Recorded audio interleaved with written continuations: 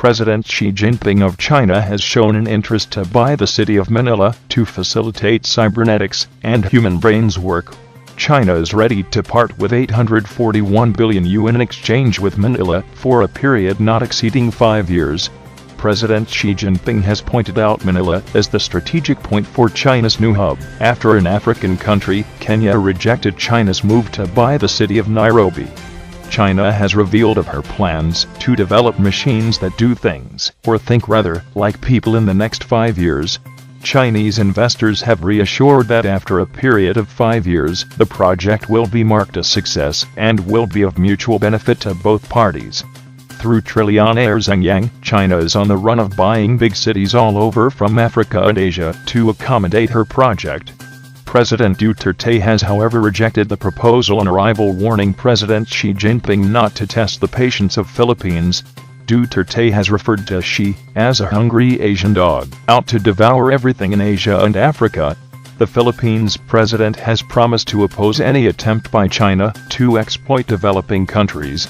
He has also congratulated Kenya's president for rejecting China's bait on arrival. Chinese President Xi Jinping is welcoming the Philippines and other countries on board the express train of his country's development as Manila rolls out the red carpet for his 2-day visit. As a Philippine proverb goes, seize today, or you will lose tomorrow. China will work with the Philippines to seize the opportunity and go along with the trend of our time, Xi declared. I am visiting this time mainly to have in-depth discussions with President Duterte on how to elevate our all-round cooperation under new circumstances and make overall plan for greater progress in our relationship toward a higher level, Xi noted. Seen as the most powerful Chinese leader since the late Deng Xiaoping, Xi cited a number of things needed to be done to achieve this goal. Deepen political mutual trust in dealing with bilateral and international issues as well as East Asia cooperation for win-win results.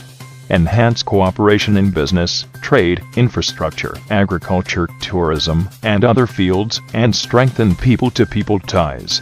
The Chinese leader, who visited Manila in 2015 to attend the Asia-Pacific Economic Cooperation Summit, noted that, since Duterte took office, China and the Philippines have re-engaged in dialogue over the South China Sea issue. President Duterte, in an interview with Chinese media before leaving for Singapore, said he would discuss the South China Sea issue with Xi during the state visit, and is hoping for a peaceful resolution of the dispute. China is facing issues related to land reclamations and putting up of structures in the South China Sea, which countries say may threaten peace and stability in the region. It also has to deal with allegations of unfair trade practices, and that countries who borrow from China for development projects fall into a debt trap. We need to properly handle differences through friendly consultations, enhance dialogue and cooperation on maritime issues, and make the South China Sea a sea of peace, friendship and cooperation that truly benefits our two peoples, Xi said. China will continue to deepen cooperation with the Philippines in defense, drug control, counterterrorism and law enforcement, to foster a sound environment for the development of our two countries and stability of our region, Xi added.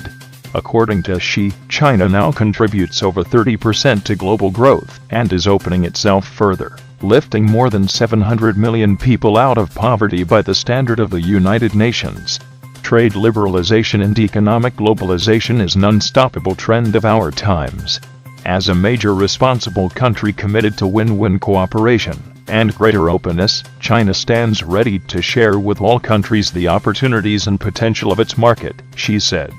Several centuries ago, China's GDP gross domestic product already accounted for 30% of the global total, yet it never engaged in aggression or expansion, Xi added. She stressed peace and stability is the only way to development and prosperity, and that this is neither a choice of expediency nor a diplomatic rhetoric. It is our firm conviction, and a guidance of what we practice on the ground. China will remain committed to the path of peaceful development, and will always stay as an anchor of peace and stability for the Asia-Pacific and the wider world, she said.